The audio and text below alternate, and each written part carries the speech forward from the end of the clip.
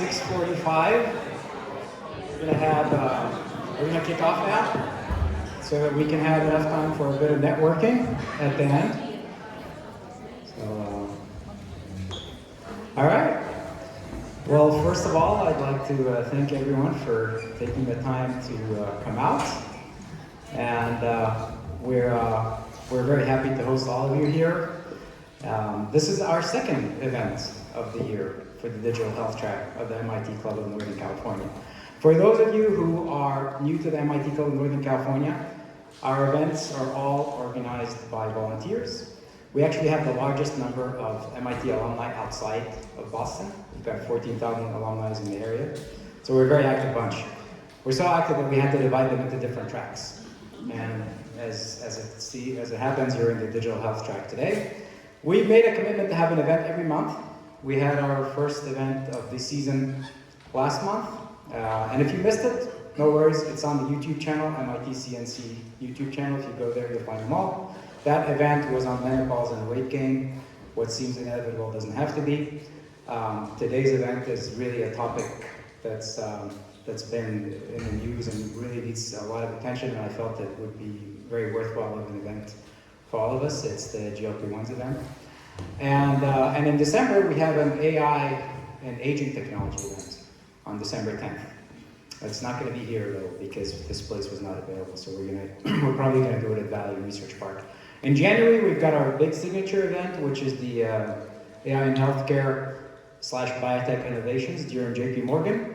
It's going to be like a little startup showcase. We have it every year. This is going to be our 6th time of having it. We give startups the opportunity to showcase their technology and their innovations during the JP Morgan conference. And then in February, we've got our very own volunteer, Anya, who's going to set up an event on gut health. So we're looking forward to that. So packed calendar. You can always find out what our latest event is on mitcnc.org, or you can just follow me on LinkedIn, and I usually post about them. So that's it. Finally, if you do want to help us volunteer, we're always looking for new volunteers.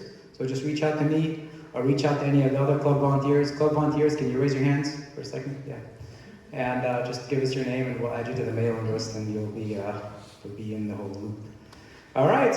Without further ado, I'd like to thank our speakers and welcome them. I very carefully wrote down their biographies, and I'm going to read that so I don't forget anything here. We've got some established speakers in the field. Sorry for the background. So let's start with Dr. Rami. Dr. Rami is the CEO and co-founder of Anar Health. He's a UCSF-trained internal medicine physician, obesity specialist, and healthcare technologist. His work focuses on user-centric design to transform healthcare interactions and workflows, redefine the patient experience, and improve both physician and patient satisfaction. So as a CEO and co-founder of Anar Health, he built a national platform that combines medical supervision, nutrition, physical activity, and behavioral therapy into an integrated obesity care model. So thank you for joining us. Thanks for having me. Yeah. And Simon is the Chief Product Officer for Verta Health. Simon comes from a tech background with over 25 years of experience in product leadership, business strategy, and technology innovation. He's led teams that scaled products across industries, from advertising and imaging to digital health. Prior to joining Verta, Simon was the Chief Product Officer at Kaya Health, where he drove rapid revenue growth and operational scale. And he'll talk to us today about how Verta Health, a platform that's rooted in a nutrition-first philosophy, and how they emphasize lifestyle change as an alternative and a complement to GLP-1 therapy. Thank you, Simon. And finally, Chris Hansen, who's the co-founder and CTO of Olfactive Biosolutions. Chris is an entrepreneur and technologist whose work sits at the intersection of biotechnology, sensing systems, and the food and beverage industry. He has more than 10 years experience of working with ectopic olfactory and taste receptors, and is the co-founder and CTO of Olfactive Biosolutions. So what Olfactive does is they use food ligands to activate receptors that increase levels of GLP-1, GIP, PYY, and other satiety hormones in the human body, leading to natural methods to treat obesity and diabetes without risky side effects. So I'm really looking forward to hear that perspective as well from you, Chris. Thanks for joining us. All right, let's get straight into it. I think, I was wondering where to start this. I mean, the first thing that really irritated me today is I opened my HSA account and I found an ad for GLP-1.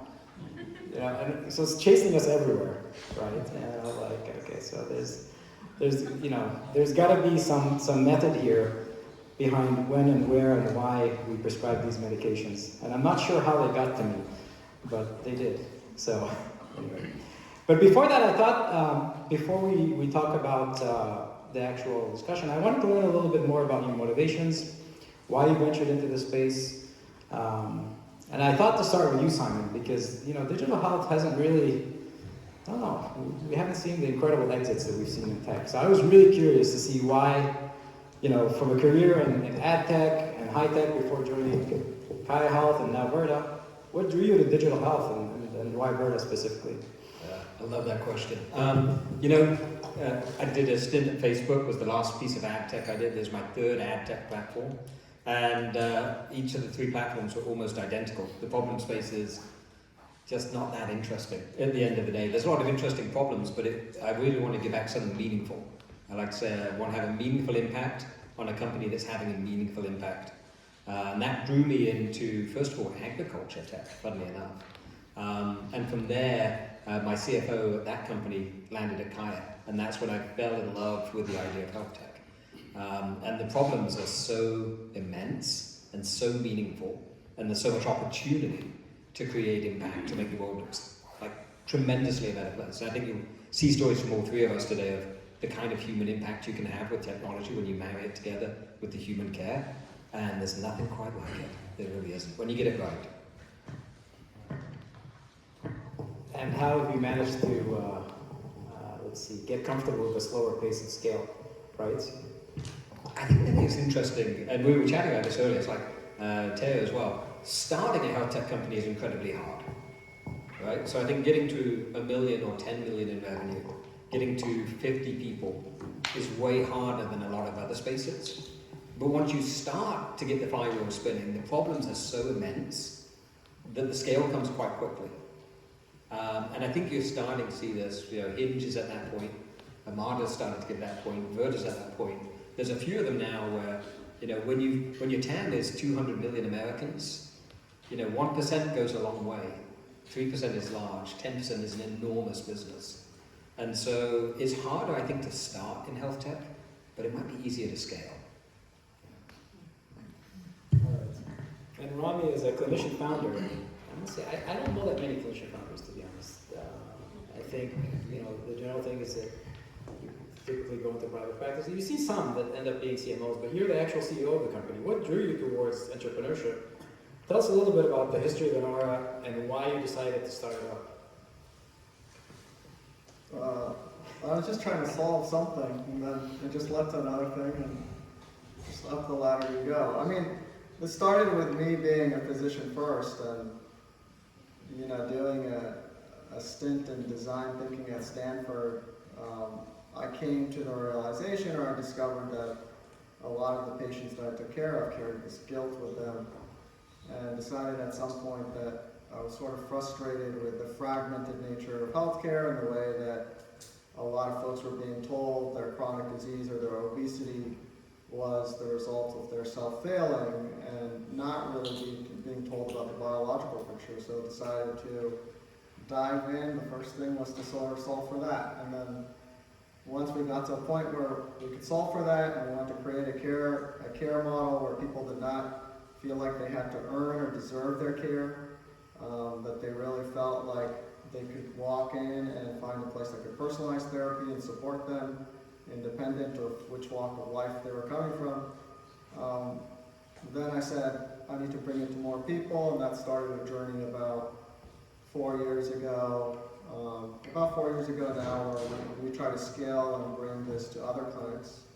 And it's been an interesting journey, and it is definitely slower, hard to get to a certain point as in healthcare, but I always think about, it's not always just about enrollment and growth, it's about impact. And so it's not just about new members or new patients, it's about how you engage them, how big of an impact you have on them, and how you can create outcomes that last for their lifetime. And so if you take a stretch of a person's life and you can create a way for you to have an impact on them across life, then you're having a big impact. And if you start measuring impact, then the numbers start to look really, really big. And that's where I like to focus. But you could easily just be a CEO, yet you still devote one day a week to see patients. What motivates you to continue to do that? Well, I mean, I love seeing patients, and I would probably be totally happy as a physician. I would say that the only reason I gravitated out of that is because I want to try to solve for a bigger access problem. I started chuckling a bit when you were introducing me because you said things about like, Rami's focus is user-centric design.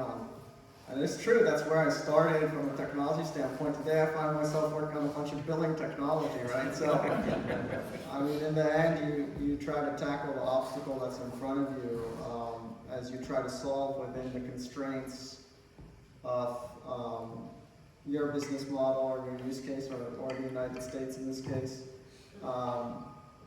And we're going to come back to that theme when we talk about GLP-1s and biology, but that's essentially, that's the way I describe it. And Chris, tell us about olfactive and why you decided to start it. I think when you spoke, you mentioned that you had an earlier company working with olfactory and taste receptors for 10 years. How did that influence you, and how did you stumble upon this space? So I was at IBM Research in San Jose for 10 years working on cognitive computing, things like that. But I got fascinated with this idea that no one had ever measured a taste or a smell. You can measure the chemicals in Coca-Cola using mass spec or something like that, but it doesn't tell you what a Coke tastes like. So I actually left IBM, gathered together a little group of scientists. The only way we could really think of how to do this, we needed a technology that intersected the human perception pathway. So we thought, well, the front end of that pathway is the nose and tongue. That's where your olfactory and taste receptors are. So we cloned those into a sensing system, which was hard, but we were able to do it. And then we had lots of customers at the resulting company, Aromix, over 10 years, lots of Fortune 500 food and beverage, CPG companies.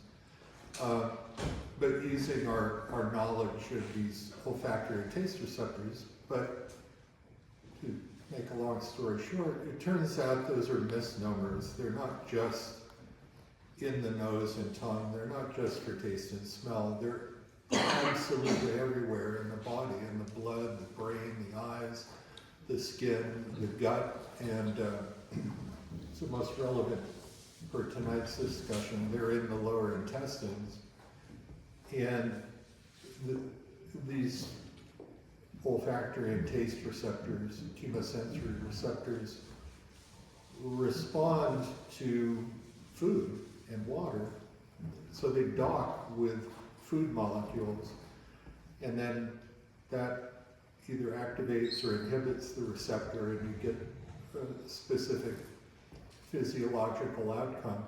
So what we're doing initially is using a mix of food molecules. The consumer ingests them. They activate specific receptors in the lower intestine to increase the secretion of GLP-1, peptide YY, glucogen, and some other satiety-related hormones. So you get a natural and quite a bit cheaper way to increase GLP-1 in the body. Thanks for that. So let's talk about a little bit of a history of GLP-1s. Maybe you can, because you've been at this for a while, so you've seen the earlier generation stuff, the Saxenda, you've seen the Mounjaro and the Ozempic, where they would only be used for diabetes. I think it's the same formulation. But can you walk us through how this class of drugs evolved, both scientifically and clinically, and what we've learned about their strengths and limitations over time? Am I supposed to be a historian? Yeah. Nobody better qualified to answer that question. We've been this way for the longest. I'll talk. Yes. So I mean, the utilization of GLP-1s now is almost 20-year history. So GLP-1s have been around. You know, I have this joke where I'm like before semaglutide somehow made the national scene, which by the way, I had been using it for 18 months before that, but you know, somehow during COVID, 2021, it got super popular, largely because of the FDA approval around it for weight. But before that, I'd go to, if I went to a dinner party like this, which by the way, it's always fun to go to a dinner and have a talk about obesity because everyone just asks you what you should eat, and I'm like, I'm not the food police. But you'd go and people will talk about weight loss, it's a common topic, and everyone will become your diet advocate, and everyone has their opinion about diet, and it becomes a whole lot war about diet. And if I told people I was a weight or obesity physician, they'd ask, what is that? Are you like a dietitian? And then all of a sudden in 2022, you'd go to a party and you say, I'm an obesity doctor. He's like, hey, do you have samples of Ozempic? There's definitely been a shift in time, but the evolution of the medication has been similar to our evolution and understanding of a lot of other medications. And so if you go back to the history and origins of looking at GLP-1s, it has to do a lot with studying the changes that happen with bariatric surgery. And that allowed us to start discovering the different appetite hormones, one of which was GLP-1. The other one was, I'm forgetting the name here. Leptin. And so initially, people tried to create a lot of therapies around leptin. Those failed. And so GLP-1 sort of emerged out of that cohort of research, but it was it was a lot of work and a long sort of trail of research in the process, and a lot to learn about evolution and biology. And GLP-1 is just part of a huge class of incretins, a lot of which will be coming to the market either combined with a GLP-1 or alone. And if I was to tell you why these molecules are changing healthcare, is because we used to use medications that target one receptor and one organ. So as you know, healthcare evolved. You have your kidney specialist, your heart specialist, your brain specialist, etc. But the difference, and as technology took off and we started to understand how organs talk to each other, these are molecules, all of the incretin class talk to more than one organ. And so we're starting to understand how the body talks with each other, how certain things you eat impact your receptors, how those receptors then talk to your brain, right? And so what was the difference between the first generation of GLP-1s and this generation of GLP-1s that allowed weight loss to be so much more potent? And it's really the fact that they're a smaller molecule that crosses the blood-brain barrier. So they're much closer to natural GLP, which released from your stomach goes to your brain and says, hey, we're full now, amongst other signaling and pathways that it's doing. So that's the way I would explain it in a nutshell. That's a good explanation. But actually, that comes back directly to what you and I were speaking about the other day, Chris, which is this whole food-based signal in the gut and how it nudges to release the satiety hormones versus actually taking an injection, superficially, and God knows what pathways it has to get to in order to get to where it needs to get to, and what kind of effects that can have on the body. So explain to us how your food-based signal, how is it different from taking a weekly GLP-1 shot, and why, obviously you have a bias for your approach, why do you think that's going to work better than a GLP-1 shot over the long run? Yeah, thanks for the question. The Novo Nordisk Eli Lilly approach has always seemed pretty ham-handed to us. You take a syringe full of a synthetic basically an edited GLP-1 that has been edited to last longer in your body, and you just jab that in to a random part of your body and hope for the best. And yeah, so some of that synthetic GLP-1 goes where I guess GLP-1 is supposed to, and you get the satiety effects. It's under 400 Daltons, so it's small enough to go into your brain. But you know, it's going places where GLP-1 normally wouldn't show up. So our approach with food molecules, you know, you look at the receptors in your lower intestine, and you think, well, what have they evolved to dock with? Well, food. It's what humans put in their body, food and water. So the food molecules can dock with those receptors and increase the levels of satiety hormones, including GLP-1. And we suspect that might be healthier. You know, you can get some very troubling side effects with GLP-1 prescription drugs. Some indications of vision loss or pancreatitis. Those are relatively infrequent, but if they happen to you, they're catastrophic. So. Okay, I want to shift a little bit to the digital health strategies behind some of these therapies and how we've actually approached them. Maybe Simon, you could tell us about that, because I've been following Virta since its inception, actually, since 2018. I remember when we were in a small office in San Francisco. It was one of those rent offices, and so for those, what's that? We worked there. We worked there, exactly. It was a WeWork, that's right. And when your company began with a bold vision to reverse type 2 diabetes through nutrition and behavior change alone, and that was really a ketogenic, insulin-sparing program. So that was really the focus, and maybe you ran with that for the first 3-4 years, and in recent years, maybe the past 3 years or so, you turned it into today's broader metabolic care platform for obesity, diabetes, and sustainable weight loss. Why don't you tell us about what led that change and how that delivery is different, if at all? Because, yeah, I think there's some substantial changes there. Yeah, it's kind of interesting. I think it's one of the things that Sami did well. For those of you thinking about startups and startup journeys, there's always like the vision of all the things, right? But when you're small, doing all the things is usually not your best strategy, right? So focus, focus, focus. And so what Virta's doing, and I can talk a little bit later about the ghrelin pathway, which is where the GLP-1 show up in the brain, and other ways of activating it, which we do nutritionally. It ends up showing up as improved metabolic health, and metabolic health treats many things. And there's a growing body of evidence. It's not just diabetes, it's not just obesity, it's going to show up in liver health, it's going to show up in cardiac health, it's going to show up probably in Alzheimer's, it shows up in certain kinds of cancer mortality rates and all sorts of interesting things. But if you launch a company that says, we solve these 32 conditions, and try and sell that and prove it all at the same time, you're going to end up going nowhere.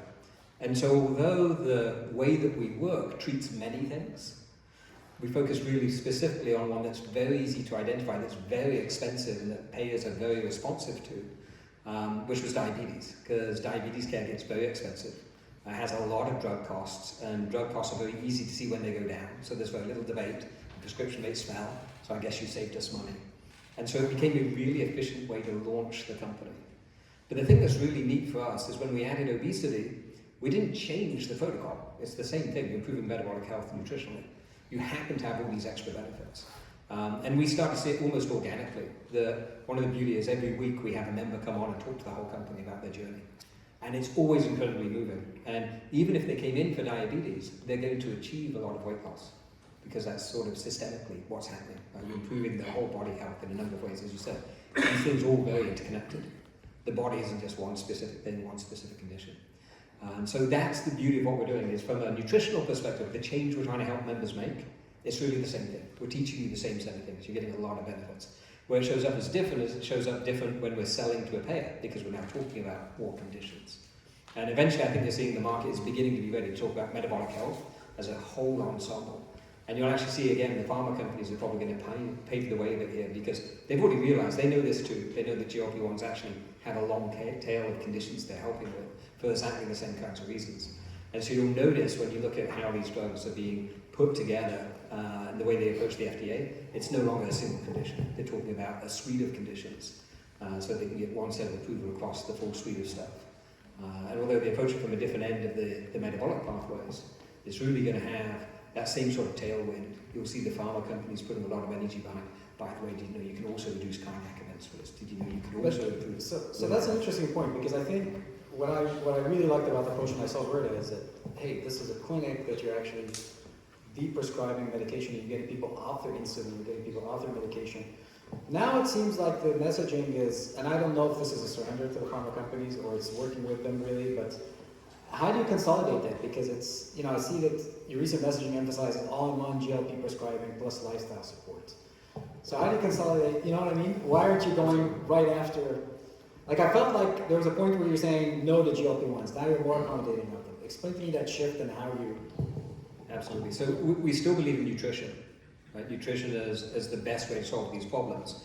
But we acknowledge something, which is the pharma companies are creating a tremendous demand for GLP-1s.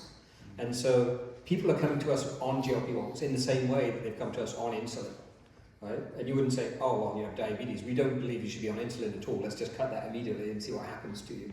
And so since people are coming in on GLP-1s or requesting GLP-1s, the natural thing to do with payers is talk about, well, what's the best strategy to get people off a GLP-1 in a sustainable way? And so that's where we try and position ourselves as, the off-ramp from GLP-1s. And so we don't prescribe. We don't go to people and say, hey, you should take a GLP-1. Although, and I think you may talk about this a little bit, what we see very, very interestingly is GLP-1s are very effective. Right? So as a drug, if you're talking about weight loss, they're a very effective way of achieving weight loss. And actually, when you add nutrition on top, they become even more effective. So we tend to see about a 25% faster weight loss on a GLP-1 with nutrition on top. And so there's going to be certain places where you might say, maybe this is the best way to start someone on their weight loss journey. And because it's reducing food noise, that's one of the key things that prevents people from feeling empowered to make behavior change. Maybe there's a class of people where it's even the most effective way to help them make their lifestyle change, is to work on the food noise first and then do the nutritional changes.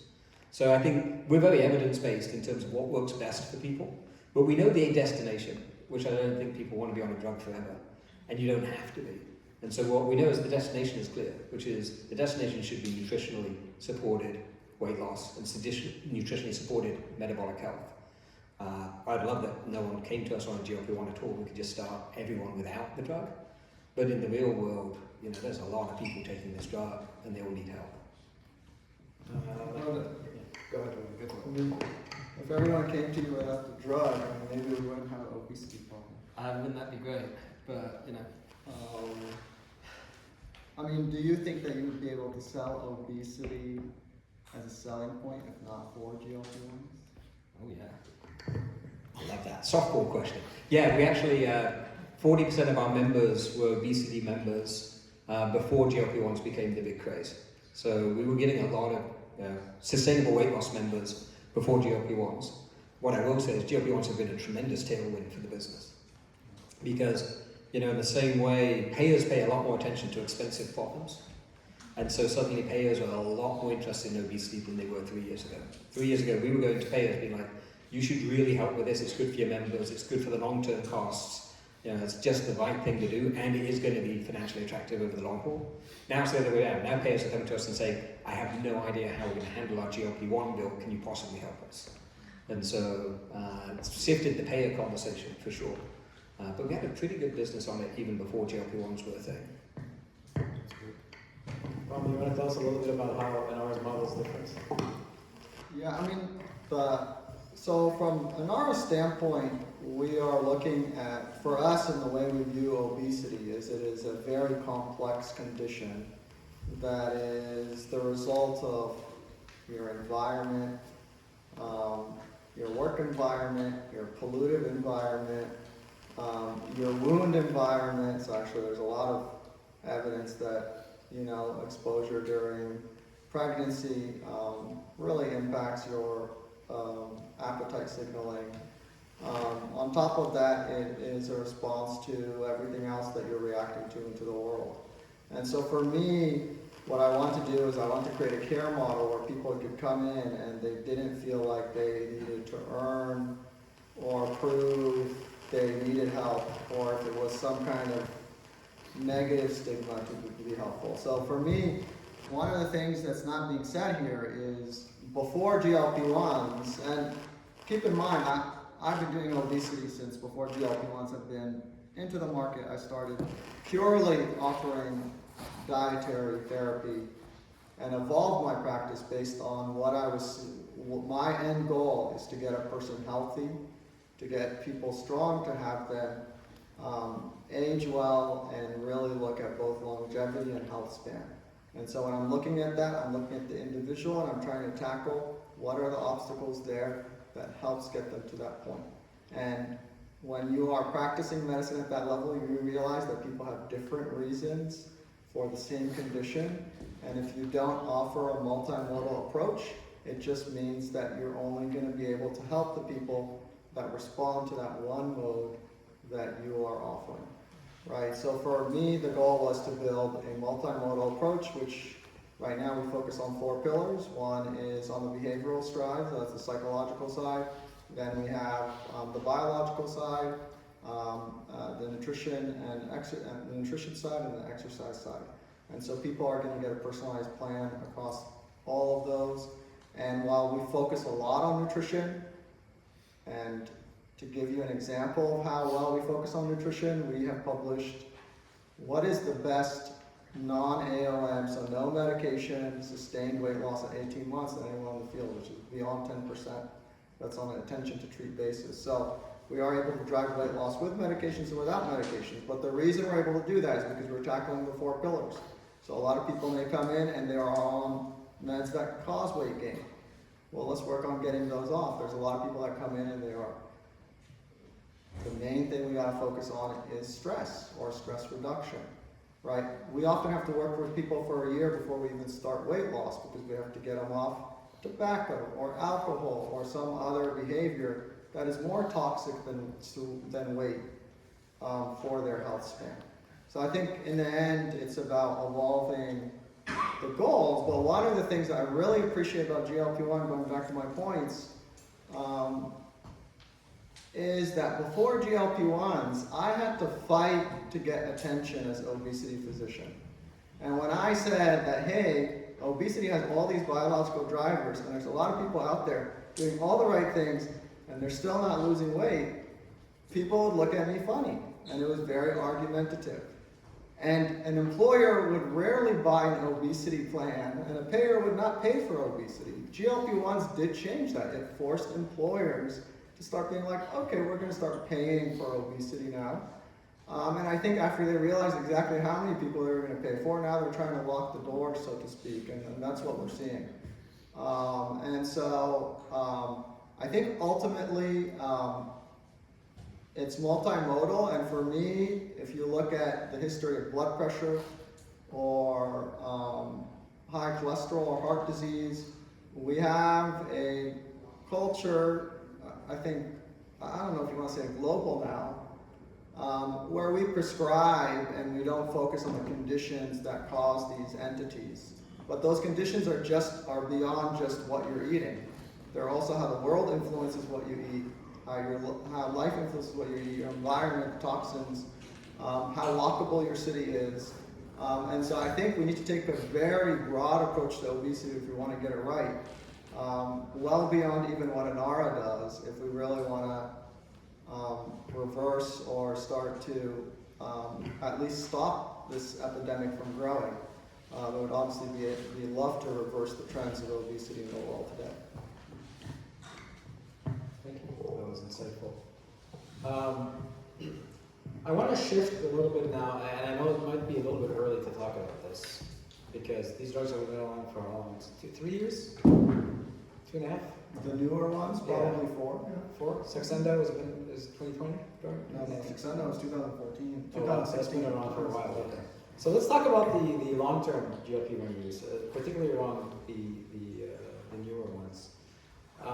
From side effects to dependency to cost, a lot of pitfalls here, which is the title of this talk. How do you approach the prescription safety and sustainability? Well, Simon's had a great point about the start. He's like, as a digital health startup, you can't say, hey, I'm going to go in and solve all 32 conditions. But Novo and Lilly did that. They created a drug, and it's tackling about 30 conditions. I think I think in the end it's there's a lot in that question, because we are in a healthcare market where drug pricing is totally off, right? So if GLP-1s were at the cost of what they are in Europe, I don't know that we would be having this discussion today as much as we are. And we're in a place where payer, provider, and pharma incentives don't align. And so within that context, the question of who pays for this long term and should it be paid for become those questions. But the real question is why should GLP-1s be treated any differently than your medications for heart disease or for high cholesterol or for high blood pressure? And I'd love to see a good answer for that, because I haven't found one. I think they're just as effective for obesity, and they probably have better outcomes than a lot of those medications that we cover. And we didn't have debates about who should be paying for those drugs as those drugs emerged. So I do think that rooted in that question about who should pay for this is a stigma against weight and a misconception about what creates weight and what causes weight gain. And we got to tackle that, and then we really got to fix how we pay for healthcare and the motivating drivers for each of the pathways. But yeah, that's a big view answer, a macro answer. Well, what's a good analogy? Is insulin a good analogy, or blood pressure meds are a good analogy? Like you would, somebody who's got. Yeah, I mean, let me tell you. There's a recent trend. Let me give you an example. There's a recent. Let's say, for example, one day you got a headache. You went to emergency room. Turns out your blood pressure's high. You go to your doctor. And your doctor says, I want to prescribe you this blood pressure medication. You're like, great. You go to pick it up at the pharmacy, and the pharmacy says, oh, you're not allowed to get this medication. Your payer / employer says that you have to get it through this one entity. So go get this entity, sign up for them, get approval for this blood pressure medication, right? And, then that entity has a checklist, which is like, are you on a low salt diet? Check. Are you making sure you're walking 30 minutes ago? Check. Are you doing X? Check. All right, now we'll give you the medication, right? So, I mean, we would not accept a world where that was the case for blood pressure, right? We wouldn't. But somehow in the GLP world, we do have vendors that are popping up and offering these type of narrow networks. And I think payers are trying to limit the cost of GLP-1s because it's unexpected cost. But I think the problem is that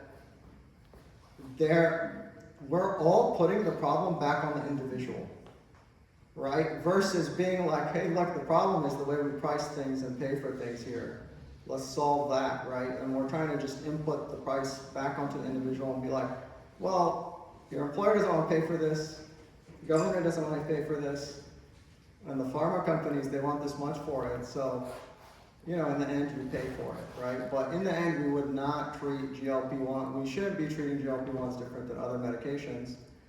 That doesn't mean that I don't believe in agency. I believe strongly that people need to make behavior change. And as a matter of fact, for me, the question always is, there's all this question about, and there's all this promoting of GLP-1, what's it called? Adjacent care models, or your care partner, your GLP-1 care partner, or your GLP-1. I don't look at it like that. My goal is getting people to their goal. And a GLP-1 is a tool in that conundrum of you getting to your goal, right? You improving your health span. And if the GLP-1 helps, great. If it doesn't help, no. So a GLP-1 is a tool to help you make behavior change and keep it sustainable long term. For some people it's great, for other people they don't need it. But we shouldn't be building programs around GLP-1s. And we shouldn't be creating unique pathways for GLP-1s because they're no different than any other medication we've brought to market. But the reason we're doing that is because we still have the stigma against weight and what drives it. that's a good point. Thanks, Ron. So actually, I want to take it over to Simon because you don't have that luxury, right? Because your customers are employers, right? That's your main channel. So you're actually driven. Your value proposition has to be centered around this e-prescription, as long as the prices are still high. So how do you actually operationalize that, and how do you make that work for patients? Super good question. And I'll say, riffing off Rami a second, we may be creating accidentally a good model here, which is, I think it's also forcing people to be diverted to specialist care for something that you normally would have been just like, here's your pill, off you go, and your PCP is too busy to really give you the help. And so when you end up at a place like an hour or like a Verdo or like somewhere else, one of the things I think that is really powerful here is the sheer cost of the problem, the sheer scale of the problem, might be forcing a bit of a change that feels really healthy to me, which is ensuring that people that have this problem are actually getting the wraparound help they really need. Because as Rami said, this isn't, a unidimensional problem, right? Our coaches spend a lot of time also working on, you might also be needing to get some mental health help, or you might be working on some other issues before we can really do too much on the behavior change that's going to help you be sustainably healthy. And the wraparound care that you need to really treat these conditions is quite large and generally lacking. There are some places where you point out, Stanford has a great clinic that serves all of these things, right? In the same way they have eating disorder clinics and specialty care and stuff. But most people do not have access to the wraparound specialty support that really helps them address the problem. And if you're just getting pointed to a prescription, you're band-aiding the problem at best, for sure. And so this is an accidental benefit that I think is coming out of the scale of the problem, the cost of the problem, is it's maybe forcing change in a really healthy way in the care system. Now for us, the way we think about it is very similarly to an I would say that you're trying to help someone get to lifestyle change that supports their end goal, which is usually a multifaceted thing. And we're known for nutrition because that's the core pillar that we make a lot of progress with. But there's usually a bunch of things that someone's going to have to be ready to do before you can actually deprescribe and expect lasting benefit. Because if someone came in and they've made no real progress or changes, and you take the drug away, you can expect the weight's going to come back. And this is what the data shows pretty profoundly. Most people come off of a GLP-1 within a year for a variety of reasons, and most people regain that weight within 2 years. And that's a tragedy when you think about it, to have someone who got help, made progress, and then reverted back all within 3 years. And so for us to be able to deliver any payer value, we have to get to a place where when we take the drugs away, you're actually ready to stand on your own 2 feet, and you're going to be sustainably healthy. So that first comes then to how do we help someone get there, which is for us foundationally in the nutrition, because it turns out that if you change the nutrition in a particular set of ways, you're likely to see very sustainable benefit across a spectrum of conditions, the same spectrum that the GLP-1s are trying to treat from a different point of the pathway. They come at it down through the gut, up into the brain. We tend to trigger it from a different point of view, but it hits the ghrelin pathway basically the same way at the end result. And then you're seeing all the same downstream effects. But in order to get the payer benefit, you first have to get the member or the patient to the sustainable place with their benefit. If you can't get them healthy, then you're not actually going to get any real benefit from removing the drugs. At that point, you have to keep them on the drug until you can figure out how to get them to a place that's sustainably healthy. So you have to become really good at that, and that, by the way, is really hard. But if you get good at it, then it's really valuable. Yeah, I want to get Chris's perspective here as well, because so you've actually gone down the approach as I'm not even going to classify it as a medication. It's GRAS, right? Which is, for those of you who don't know, GRAS in the FDA narrative is generally recognized as safe. So you use supplements from food additives, and so you don't even need FDA approval for the drug. So you've got a way here that you think has a lot of promise, and you've heard the problems that we have with adherence, with cost. 52%, there was a recent study that came out that says 52%, if you want to quantify it, of GLP-1 users stop within 1 year. So tell us how you plan to overcome all of that with your approach.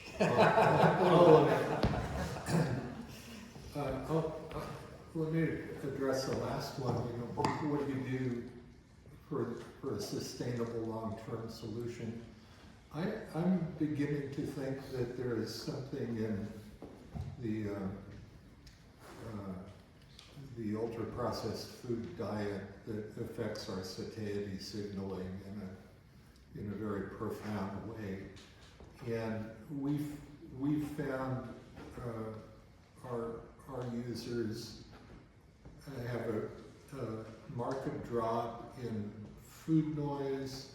They feel full longer, and when they stop taking Pivot, which is our weight loss formulation,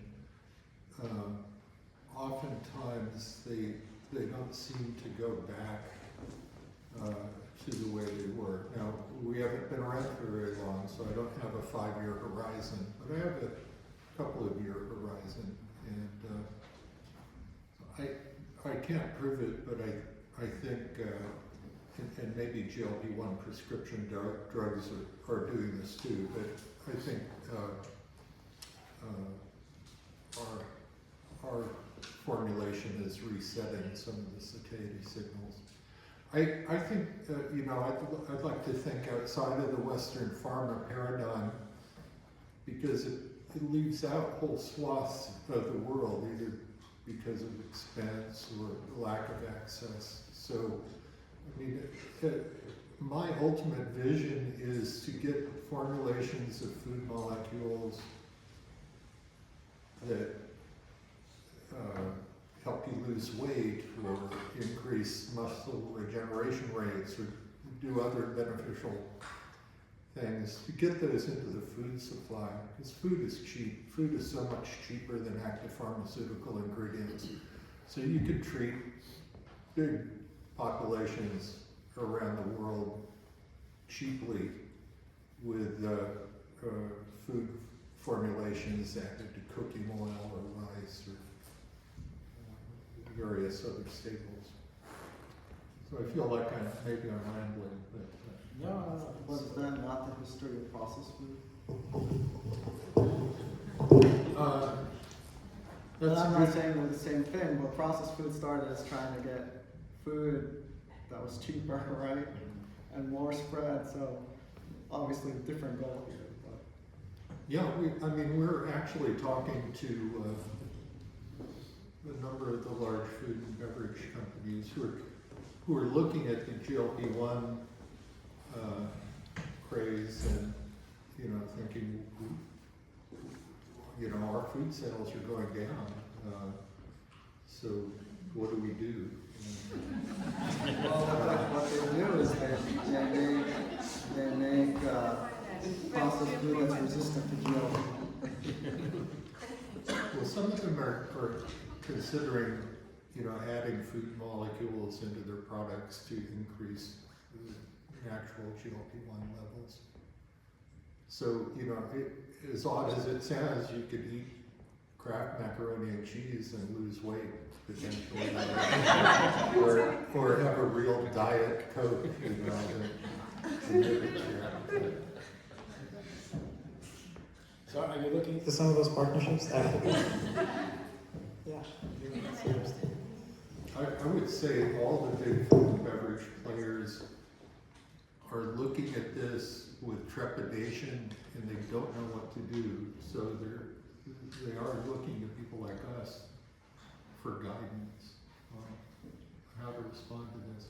But it goes beyond food and beverage. It's clothing, clothing retailers, it's restaurants. GLP-1 is affecting society in many ways. All right. Let's shift gears here for a second. I want to talk about policy and health equity and coverage, and I think it comes with the cost piece. Well, one thing that struck me was an NR study that you presented at the last Obesity Medicine Association. And when Medicaid patients gain access to anti-obesity meds, their outcomes match those of commercially insured patients. Otherwise, you see the big gap that people who are on nutrition only and on Medicaid perform about half the weight loss of commercially insured patients. And then boom, you put them on anti-obesity meds, and it wasn't GLP-1s alone, by the way. It was including some of the older Saxenda and some of the other ones. And then the curve converges. So what are we saying? Are the meds the socioeconomic equalizer? And if that's the case, it's kind of a sad story for our society, right? You know, so we, yeah.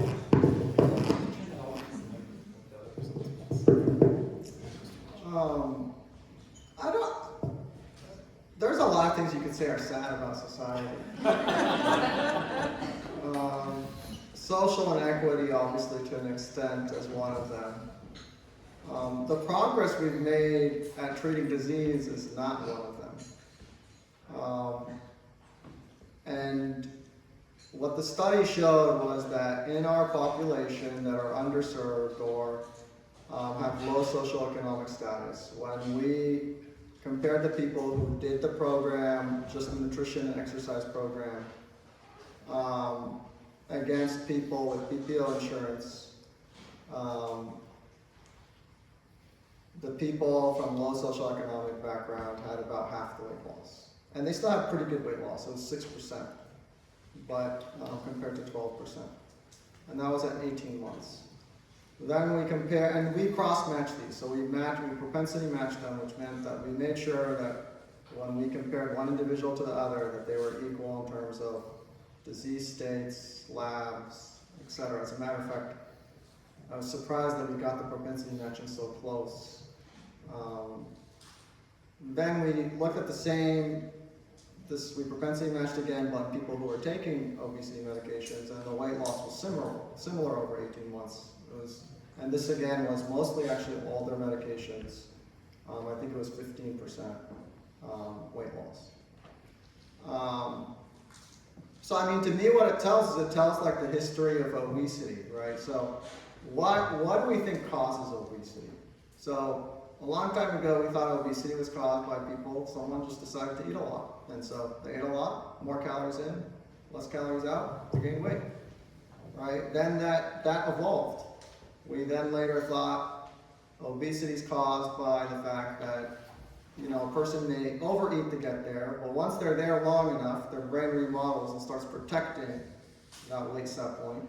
So that model is really popular, and so that model was sort of what started people looking at drugs and other things for weight loss.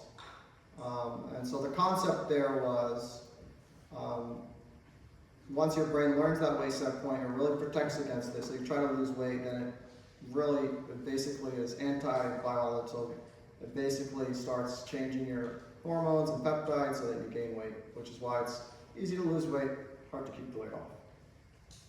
That model is really popular, and I think there's still some people that feel like that model is the winning model. But really a different model has started to emerge, which is we now think that before you gain weight, something happens to you that disrupts your weight set point. So you have a thermostat in your brain, and something happens and the thermostat goes up and then you gain weight. Now, yes, you're eating more. You think that it's your choices every day. Right? Because appetite is invisible. You don't see it. You don't see it as a force. And unless you're able to fix that disruption or reverse it or repair it, it's hard to lose weight and keep it off, right? And so when you think about that model, the point that GLP-1s do is they go into the brain and they say, hey, it's okay to lose weight. Don't put up your defense shields, right? Then you lose weight, and some people get off GLP-1s, they right away rebound and gain weight, right? Because they've not repaired their weight set point. The GLP-1 is just bringing it down temporarily. Now, what are the causes of weight set point disruption? The causes of weight set point disruption are likely one of the leading causes, in my opinion, and I will say this is not necessarily shared, is environmental pollutants. So endocrinopathies caused by environmental pollutants, one of them being insulin resistance, but generally speaking, we ingest a lot of plastics that cause changes in our body. The other one is viruses. There's great research to show that certain adenoviruses are associated with obesity. Some people get those viruses. The other ones are the easiest to manage, which is high stress environments, lack of physical activity on a longitudinal basis, decreased sleep, and processed foods. And so in order for you to be able to lose weight and keep it off, you have to do a few things. You have to be able to lose the weight first, keep it off long enough so your weight set point can learn your new weight.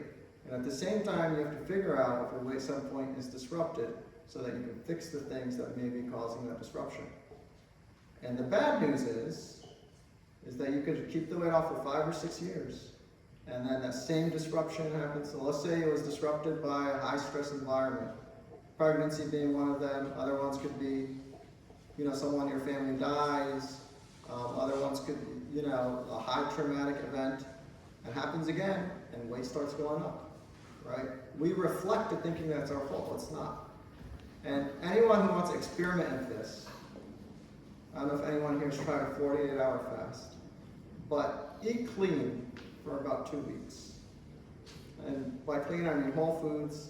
Definitely only drink water, black coffee, and tea.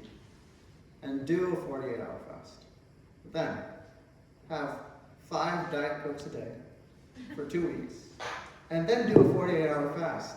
And you will find that your hunger is way out of whack going into that 48-hour fast, especially at the 24-hour mark.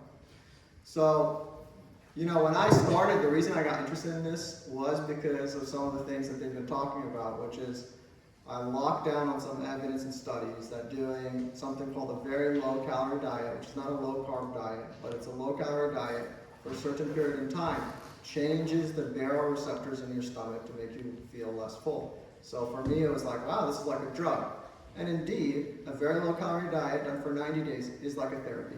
You have to do it perfectly, you have to do it well, but you don't get hungry, right? But the point that I would make is it doesn't always last.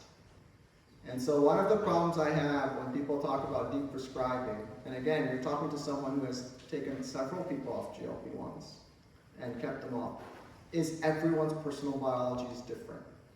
And if we put nutrition or the way we eat or the way we lose weight on some kind of moral pedestal, we're going to fail a lot of people, right? So it's just about really finding and personalizing that pathway for each person. And going back to social economics, for some people, there's a lot in their environment they cannot control, right? I can't tell someone who is living off food stamps to not live off food stamps. I can't prescribe that, right? So we have to think about more proactive solutions. And it happens to be that the newer obesity medications are essentially, when you think about obesogenics, which is environmental things that cause obesity, obesity medications are a leveling force against those. That's just the way it works, right? So giving those people a tool goes a long way, which is why this new Gavin Newsom, stopping Medi-Cal, which by the way will not save the state money, is a big mistake. Because those people are the people that need it most, those people that would benefit most. I think what we need to do is find ways to keep people engaged on it, keep people taking the medication, and then if we're going to prescribe it responsibly. And so that's what, and I do agree with Simon that some of the good things is, as part of this, there have been more programs that offer nutritional-based, behavioral-based, exercise-based therapy, and the reality is that was not, when I started 10 years ago, it was a claw and a fight to get anything covered in that world. And now it's getting to be easier.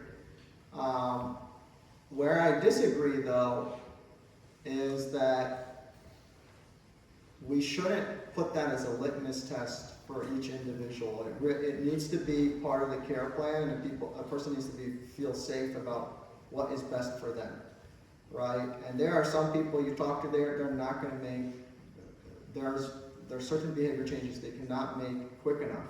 So if you can work with them and create a great relationship with them, get them to a healthy point, and then in 3 years you start working with them on behavior change, that goes a long way in terms of being able to address total population, basically being able to address obesity care across the spectrum of people.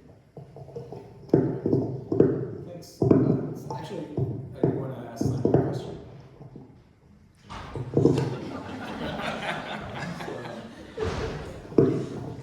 So Simon, I think you have the same issue. I see this. When I looked at the ketogenic diet, and I believe in it, by the way, because I've seen people do it in front of us. But it also tackles an accessibility issue, right? Because typically they become more accessible to higher income populations, right? Buying clean food, buying clean protein, eating a lot of vegetables.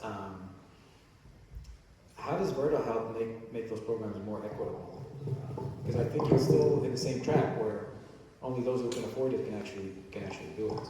I think there's a little bit of a misnomer there because we've now got data across nearly 250,000 people, and we've covered all the socioeconomics, and we see very similar results across the board.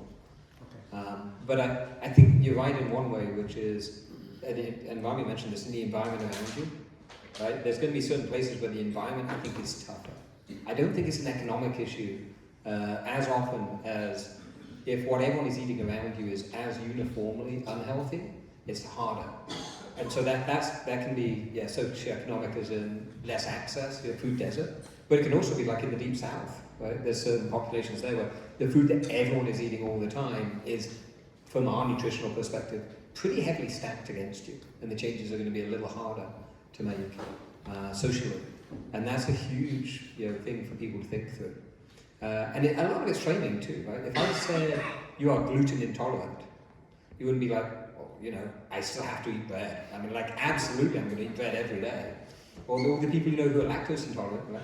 Oh yeah, of course I'm going to force feed you cheese, right? You just wouldn't do this. And a lot of people, it turns out, are very carbohydrate sensitive, right? So the way that the pathway works from our end of it, and there's some really good data on this, every time you eat the carbohydrates, you get glucose spike. That's fine. Insulin's there for that. And it's going to take care of it, and you get the downslope. The downslope, it turns out, is steep enough that for a lot of people it triggers the ghrelin pathway, which is the hunger pathway that the GLP-1 is trying to fight against. So it literally makes you feel hungry. And what you reach for is probably also containing quite a lot of carbohydrates, which gives you another spike. That's not a problem. Insulin's there for that. But then you get another downslope. That's going to trigger the ghrelin pathway again. That's not a problem, right? You get your hunger, you reach for something, it probably also contains carbohydrates. You get another spike. The repeated spiking is the trigger for insulin resistance. And then the downstream effects of that are really pernicious. The fact that you kept triggering the ghrelin pathway meant you kept feeling hungry when you didn't need the actual nutritional, right? You had enough calories, you'd eaten enough food. And so that then triggers you to be eating more than you're going to burn. If you eat it and you don't burn it, then you're going to store it. And so it's exactly right that, there's these ways you get tricked into it, and that could drive what you view as your weight set point. And it's what we observe time and time again, is if you don't manage to get to the point where you're moderating that in one way or another, there's a bunch of ways, we have one we like, then you are likely to find that your nutrition didn't change enough to change the outcome. And you will revert back to whatever the natural set point was. And you're going to see it pretty consistently. And we've seen this across tens of thousands of people now. So we have really good high-end data that, depending where you land on how much you change your diet, will be very predictive of where your weight is going to land over time. Extremely predictive. This is just one way of getting to it, because the GLP-1s hit the ghrelin pathway from the other end. But the carbohydrate slope is a really predictable way of triggering that pathway. And so the faster you spike your glucose up, the faster it comes down. That down slope turns out to be one of the things that is probably at the root of a lot of metabolic unhealth, right, of metabolic disease. And that's why we see such consistent results. There's a lot of ways of getting there nutritionally, and so you don't have to make it expensive. You can pick some pretty fancy, expensive ways of eating it. They're very tasty, by the way. But you can actually eat really tasty, healthy food if you just think of yourself as being relatively carbohydrate intolerant and finding out what your own carbohydrate tolerance is. The other thing that we see, and we see this with very good data now, because we measure the ketogenic response, which tells us how the body is processing food. The actual set point in terms of how carbohydrate resistant you are and what your tolerance is varies by person. And it also varies by how metabolically healthy you are. So you can take someone who's been very diabetic, they've got a lot of insulin resistance, the body's not performing particularly well in a lot of ways, and they're going to need a much lower level to start to repair the damage. Once you're metabolically healthy, you could be 3 or 4 times as much carbohydrates and your body's just totally fine with it. In the same way there's probably, if you weren't in this room, we wouldn't all have the same lactose tolerance. It'd probably vary quite a bit amongst us. And so I wouldn't say you should all eat exactly the same amount of lactose and you'll all be fine, because you will actually have fairly varied responses because your body is fairly different. That's great. So, yeah, this is way optimistic. Script or script? I'm gonna try to wrap it up, but I do have a question. Yeah, sure. In terms of what Olfactive is doing, I believe fully in like whole foods, but I have 2 kids.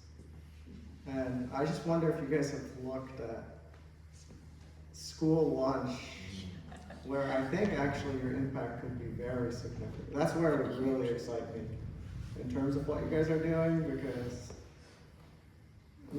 my daughter knows what I do, and she'll just look at me and say, "Oh, so you want to talk to me about obesity and diabetes?" And then she'll just smirk. So we have this fun back and forth relationship there, but I just wonder if you guys have looked at that space, because I feel like that's like the prime area for what you guys are doing. No, we actually hadn't thought about that, but it's an interesting. Use the mic. Just put it close to your mouth. Yeah. We haven't looked into that, but it's an interesting area. It's something I know nothing about. I think it would have the potential for huge impacts, because changing, kids are picky, so I think the struggle has been, even though there are models where they are trying to get more whole foods and vegetables into the meal, even then they still have the chicken nuggets, right? Spray with a bunch of. That's great. It's like, here's your chicken nuggets and here's your vegetables, and the kids are, but I think that's a place where you can make a huge impact on the population. And I think if you can take that processed food and make it even just less obesogenic, it would be huge. I would look, that might be worth looking into. Well, the reason I was going with this whole thing, and I'm gonna exit, well, not even just the U.S., but even the food deserts of the U.S. Like my home country is Egypt. Like people are not, they're actually well fed, but they're malnutritioned, right? So you see a lot of people that eat just a lot of carbs. And I went to India, by the way, it was the same story. I felt like, everybody was vegetarian, but it's actually carbohydratarian. Everybody was just eating a ton of carbs, and everybody was, very high diabetes incidence. So tell us about, because that's where I see this could be a very interesting play, where you go to these parts of the world where they've just been left behind by the pharmaceutical industry. Like nobody can afford Ozempic in Egypt. I was looking at some of that. The prices are just like here, for example. So what's your vision there? That would be a huge place to play. And metabolic syndrome is rampant in some of these economies. That's where we want to partner with food and beverage and ingredient companies to be able to treat chronic conditions through the food supply. And have you looked at like how do you want to make a massive impact? Would you go through the Gates Foundation, for example, or how are you going to get it to the masses? Bill hasn't returned my emails.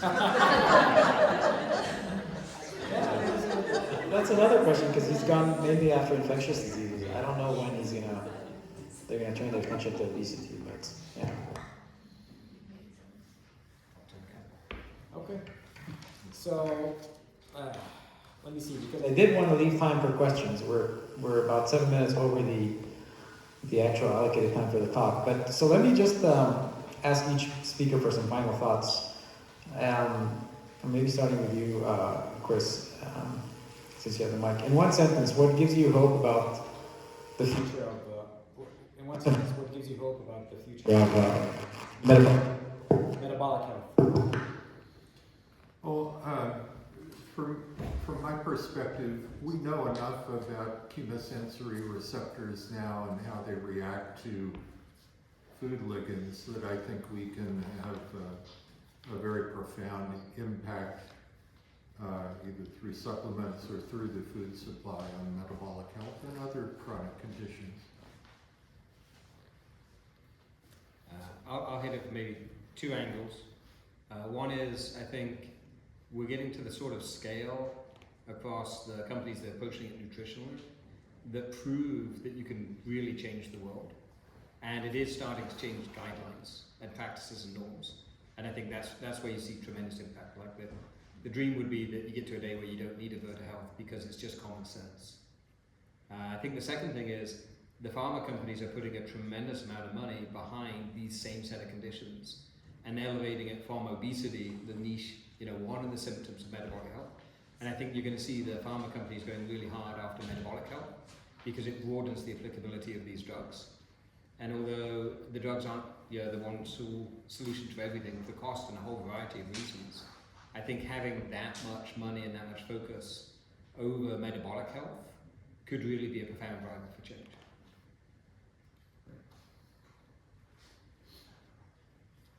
If Congress passes a budget. Similar to Simon, I mean, I think one of the things that is emerging that gives me a little bit of hope is there is a little bit, and I will say a little bit, more acceptance of alternative or more holistic care models, and hopefully payment for those models that people are starting to think about. That before would be totally off the plate. I do have a worry that we could get to a world where we are GLP-1 resistant. And so that would be an interesting world. So I do think in the end I think some of the activity I'm seeing in terms of the attention and the actual investment being put into whole person care, if done correctly, can start getting us to look at all the aspects that impact our health, and that can drive, I think, systematic change, which is what I believe we need to address the obesity epidemic.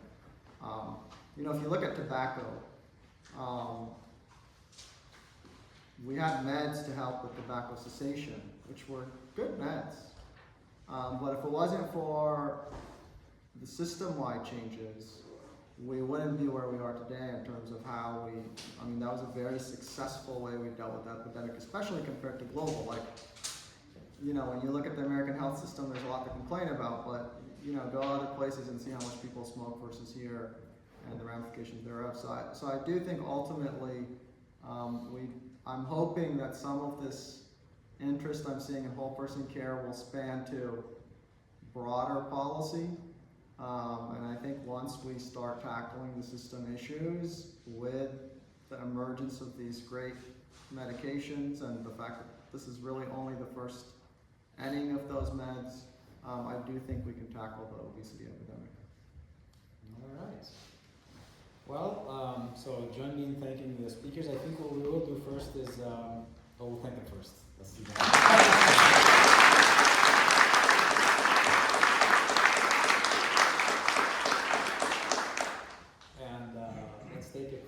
Let's do 17 minutes of questions so we have time for networking, and then we gotta clean up and all right, Jonathan, can you help me?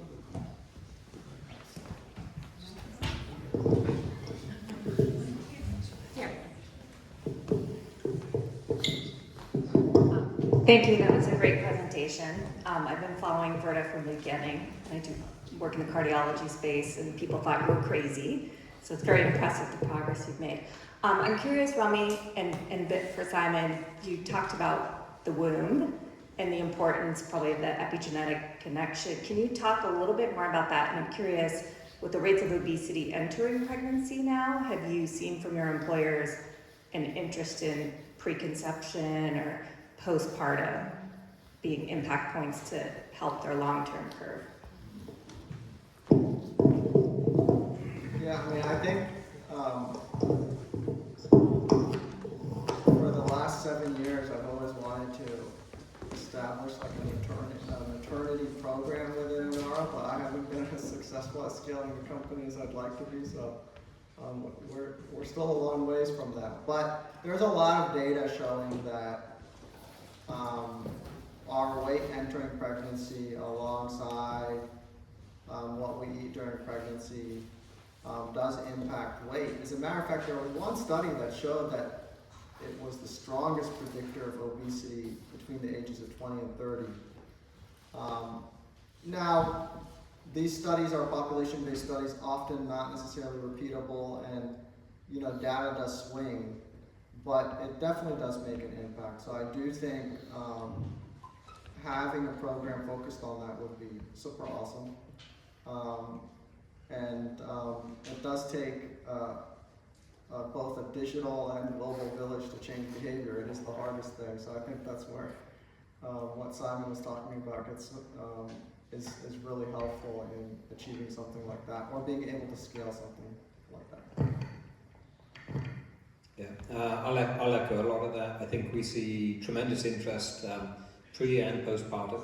Right? Also in general for women's health, we're seeing really strong interest, sometimes supported by payers as well, which is really encouraging around perimenopause and menopause, which is another set of triggers that is very commonly associated with changes in weight set point. And so I'm hopeful we're going to see an increase in women's health in general as a focus area around this as a subspecialty, sort of following on the back of these specialty clinics becoming more broadly available. I think there's a sort of a 1, 2, 3, which is, as you get more focus on not just the drug, but also wraparound care, then I think at scale that begins to create much more space for wraparound care by sort of area of sub-interest, is might be the way I think about it. Certainly at our scale, we see this a lot. But what we're not seeing is as commonly for the payers to be viewing it as a thing worthy of attention in and of its own right. So we often have to come at it straight from the pure obesity angle as opposed to the point in time. Just to add, it's not wraparound care. It should be first line care.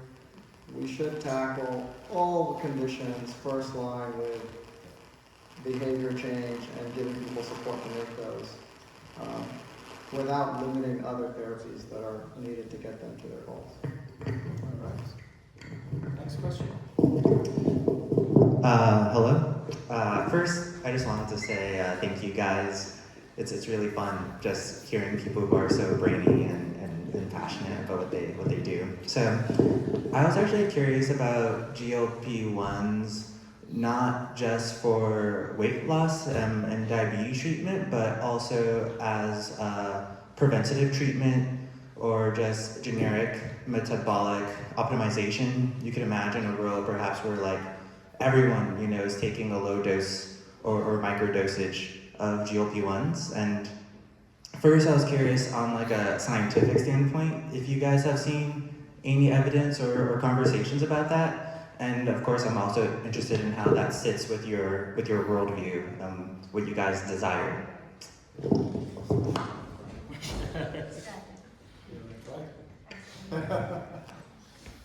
I was just telling Simon it's a very Silicon Valley question. There's a lot of people who obviously say, hey, should I take micro dose of GLP-1 even though my weight is fine? Look, the weight set point, I mean, we're in the world of AI, and there is some underlying intelligence system that drives our weight and our organ-to-organ communication that is far sophisticated that we have not gleaned understanding of it. So what I will tell you, if you do a microdose of GLP-1 and you don't need it, it may help you out for a bit of time, but probably your brain is going to adapt based on what else it's responding to. Now, in certain scenarios where everything else is ideal, and there's no other disruptors, perhaps it can help optimize for things like going to a party, going on vacation, X, Y, and Z. So I don't think we know, and we don't have data on it. But I do think I do think people who don't make behavior change can develop GLP-1 resistance, and the question just becomes, if you're on GLP-1 long enough, is there a resistance pathway independent of behavior? And we don't know the answer to that yet. So yeah, the answer is I don't know. But, yeah. I'll add maybe one or two small bits on that. I'll echo, we have no data on what microdosing of GLP-1s does, and so I have no comment because I don't think anyone really knows the answer to that. I think what we are seeing increasing data on is the long tail of diseases that come from poor metabolic health. And so I think if the question is, should we find more ways to invest in metabolic health because it covers way more than just obesity, the answer is a clear yes. We'll be publishing a lot of data on this next year. It's super exciting. We just can't talk about all the data till it's in. But I think you'll find the pharma companies have very similar data and are pushing in the same direction. So I'm really encouraged for the push behind increased metabolic health and the benefit that's going to have in a really sweeping way. I'd love to see that enter preventative rather than reactive. And that's a harder question, I think, in the US market, the way the healthcare system's set up.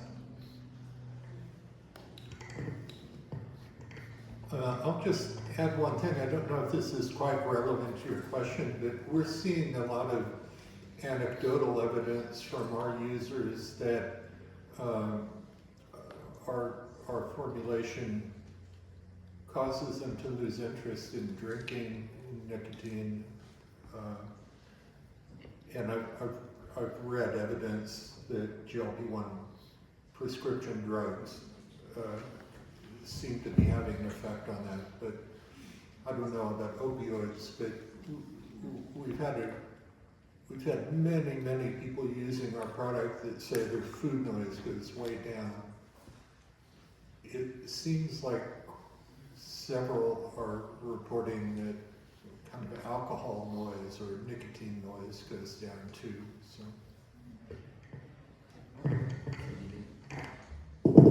Hi, I had a question about how long you've seen someone actually be on a semaglutide or a GLP-1 and what the result has been from that data you've collected from long-term use.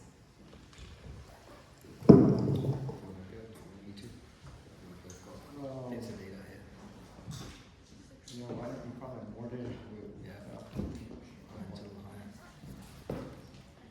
Yeah, but very similar to Rami. I mean, we've been prescribing them for as long as they've been around. They started out, a lot of the early use was in diabetes, and so we've got people who've been on them for 7, 8 years. But I don't think people have studied it in a way that I would call well controlled to see what is the effect of the GLP-1 compared to all the other things that are going on. So I think we're really yet to see from a pure, I'm just taking GLP-1s and that's the primary thing I'm doing, and trying to get controlled studies around that. I don't think we know enough. So I would sort of hesitate to comment too strongly on prolonged GLP-1 use as a primary line of defense, as opposed to when someone's on a GLP-1, when they're on a GLP-1 with us, most likely they're also making a lot of behavior change. Because if they're with us for long enough for us to see the longitudinal data, then we sort of it'd be really hard for us to disentangle the behavior change and nutritional changes from the drug. And so I'd need to see data that would be the people who didn't continue with Virta and do the A/B between those sets. And that data is really hard for us to come by.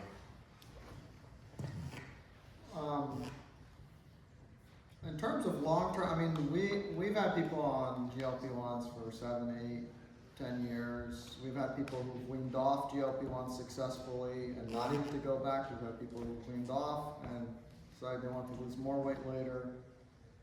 So go back on the newer generation of GLP-1s, for example. So we've seen the gamut, but if you look at like hard data that's controlled, there is some controlled data out there that's pretty darn good, I would say. So, you know, the semaglutide, which is Ozempic/Wegovy, they did a study, a 5-year study in people with heart disease.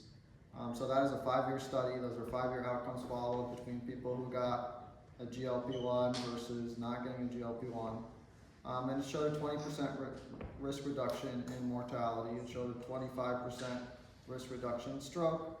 It showed a 23% risk reduction in heart attacks.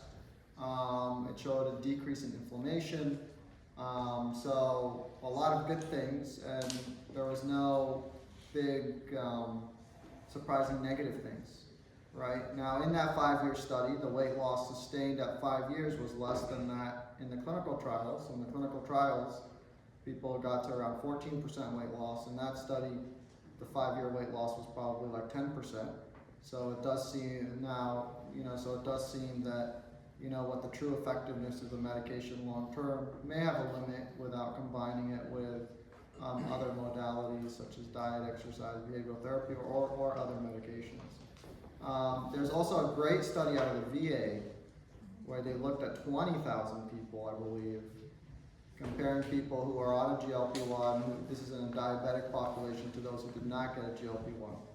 And this study is off the charts because everything from alcohol abuse to addiction to depression, every single category of conditions was statistically lower in the people who got a GLP-1.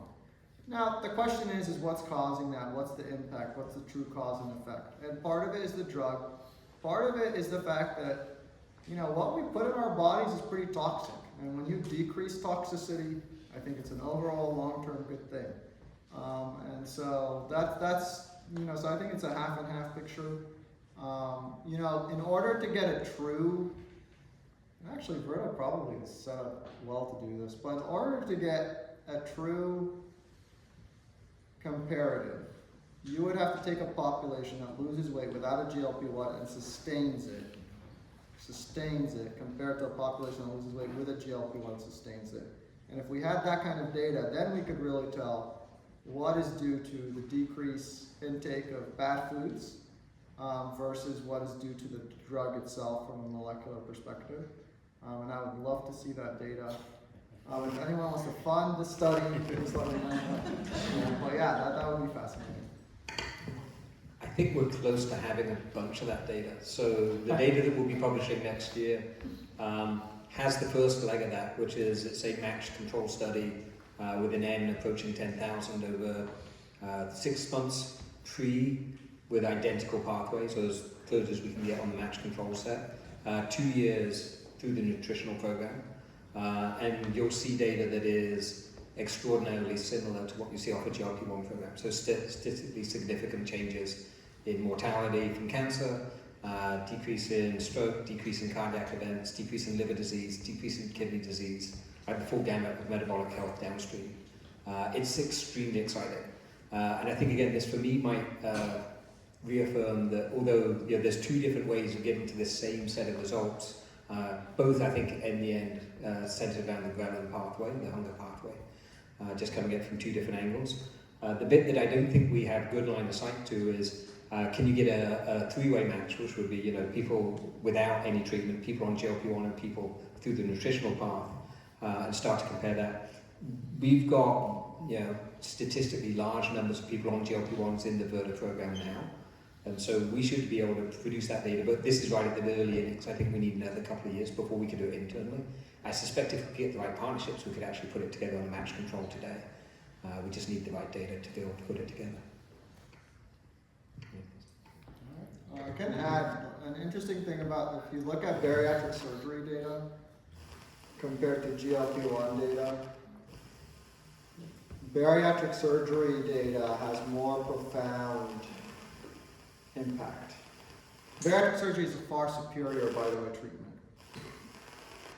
I'll clearly say it, depending on your weight, right, you get bariatric surgery, you have a 50% reduction in mortality, a 50% reduction in diabetes progression, a 50% reduction in cancer, which we're not seeing that type of impact with GLP-1. We maybe see 20% again. So that I think is interesting because it's almost now similar weight loss.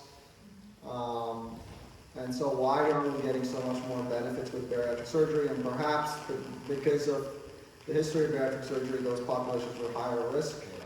So I think we'll need more time to figure that out, but I think drawing parallels there is fascinating. Yeah, we need to get some good match control so people are able to compare this. One last question. Yes, hello. Thanks to all the panelists for donating your time and just really, as someone who doesn't really have much background in biology and biotech, I was able to really understand a lot of what you were saying, so I appreciated that. And so my question was directed to Dr. Rami, and so Dr. Hisham was talking about how international communities might they can be well fed, but maybe they're not well nourished enough. And so that reminded me of how I saw that there are lots of children in Nigeria right now who are being double burdened because before they were experiencing malnourishment and now suddenly they're like actually experiencing obesity. So I was wondering, Dr. Rami, how you see maybe with your holistic approach and like with equity, how you might like plan a strategy for children in Nigeria or people with similar experiences. Can I answer that question after I have a strategy for people in California? I mean, we know that periods of hunger or starvation impact our appetite signaling and later influence how we eat.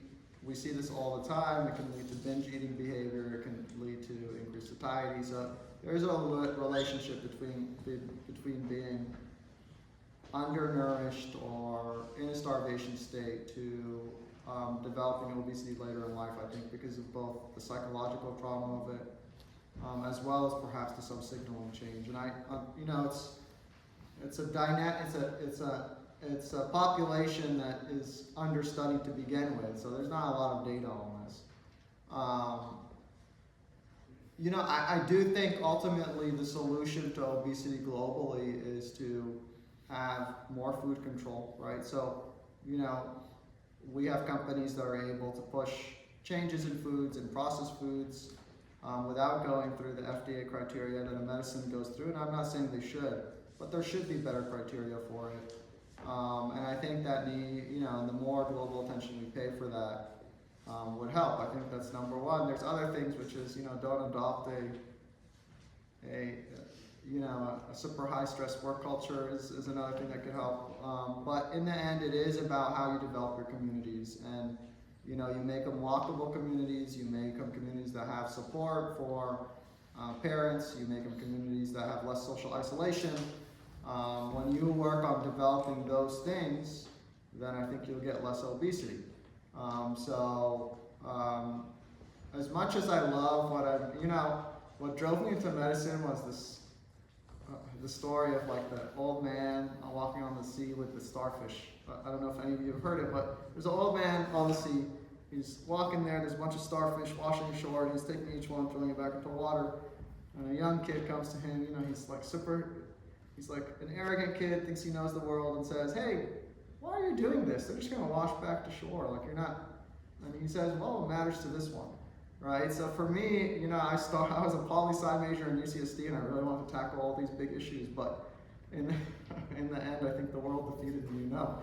But in the end, I gravitated towards being able to make impact on individual lives, and I think that is my domain. And global is the domain of people that are working on how cities are built in the future and how we live. And there's a lot there that I don't know, but hopeful that it can improve.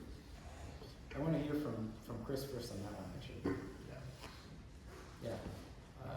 Because I think your food solution has a vision there on how to reduce the consumption of these high, low nutrition. What do you think? Yeah. Yeah. Well, I mean, again, I'm kind of very specialized in food ligands and receptors, so I think cheaply we can put formulations of food molecules into the food supply that affect receptors to give you better metabolic health. And food is so cheap compared to pharma that I think that could be workable.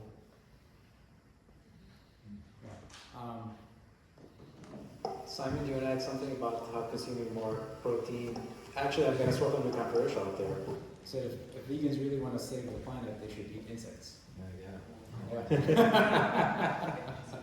I think I really like Chris's angle, which is if you can alter the food supply, that's definitely one elegant way to do this at scale. I think the other one is, if we understand what makes you metabolically unhealthy, then maybe we can change how people are educated about food from the get-go. And then suddenly the solutions to some of these problems that seem acceptable today might not seem like good solutions in the future. So that'd be the thing that I think we would think about, which is we certainly know some changes you could make to food nutrition education that would make a profound impact and that could be applied anywhere in the world pretty easily and trivially. But that's a lot to do, right? That's policy change, that's education change, that's schooling, that's communities. It's a long-term, slow burn. So I think the things we would hope for would take a long time. I think we might see quicker results through addressing it in the food supply directly as a first phase. All right. Well, I think that's it for today. We're going to leave some time for networking. Why don't we ask the speakers, once we've wrapped up, you can have a one-on-one with them. But I would just like to take a minute and say thank you and present you with some MIT swag. Now that winter's coming, this is a tumbler. You can keep your hot drinks nice and hot. Courtesy of the MIT Public of Northern California. And last but not least, Dr. Rami. All right. Thank you very much for everyone.